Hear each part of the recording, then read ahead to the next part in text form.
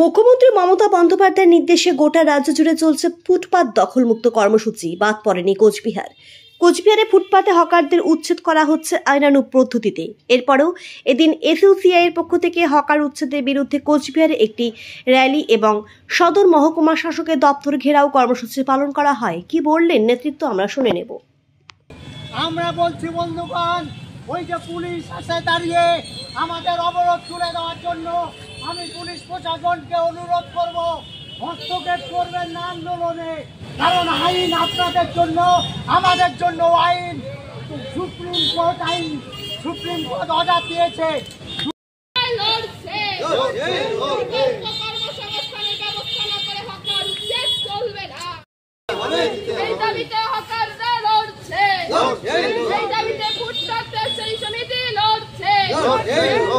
মানুষ মারা হকার উচ্ছেদ বন্ধ করো। হকারদের মতামত না নিয়ে হকার উচ্ছেদ পেটে লাথি মারার নীতি অবিলম্বে বাতিল করো। এই দাবিতে সমস্ত মানুষ এক হও। এই মানুষ মারা হকার উচ্ছেদ বন্ধ করো। কোচবিহার ফুটপাত ব্যবসায়ী সমিতি জিন্দাবাদ। কোচবিহার ফুটপাত ব্যবসায়ী সমিতি জিন্দাবাদ। আমাদের প্রথম দাবি হলো হকার আইন 2014 যেটা সুপ্রিম কোর্টের অর্ডার অনুযায়ী হয়েছিল, বিধানসভায় পাশ হয়েছিল, সেই আইন অনুযায়ী হকারদের আইনসঙ্গত অধিকার, ফুটপাতের 3 ভাগের 1 ভাগ তাদের ব্যবসা করার অধিকার দিতে হবে। এটা আইনসঙ্গত অধিকার। 2 নম্বর হলো বিকল্প কর্মসংস্থানের ব্যবস্থা না করে হকার উচ্ছেদ করা যাবে না।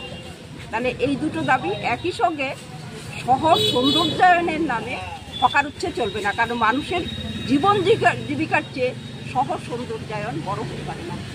3 নম্বর কথা হলো যে সব হকারদের এইভাবে বৃষ্টির মধ্যে উচ্ছেদ করে দেওয়া হলো, তাদের তো সমস্ত কিছু শেষ হয়ে গেল। তাহলে এই যে ক্ষতিপূরণ কে দেবে? তাহলে সরকারকে ক্ষতিপূরণ দিতে হবে তাদের। আজকে এই নিয়ে কি ডেপুটেশন জমা দিলেন? আচ্ছা, আপনার নাম? আমার নাম জ্যোতিকা নাথ। আমি হকার আন্দোলনের সক্রিয় সমর্থক। ধন্যবাদ। ফুটপাত 1/3 হকারদের জন্য বরাদ্দ। তাহলে বন্ধু, ওই হকার উচ্ছেদ করার আগে হকারদের 1/3 জায়গা কোথায় হবে সেটা দেখিয়ে দিতে হবে। এটা দেখিয়ে না দিয়ে হকার উচ্ছেদ চলবে না। এই দাবিতে হকাররা লড়ছে। এই দাবিতে ফুটপাত ব্যবসায়ী সমিতি লড়ছে। মানুষ মারা হকার উচ্ছেদ বন্ধ করো। এই হকার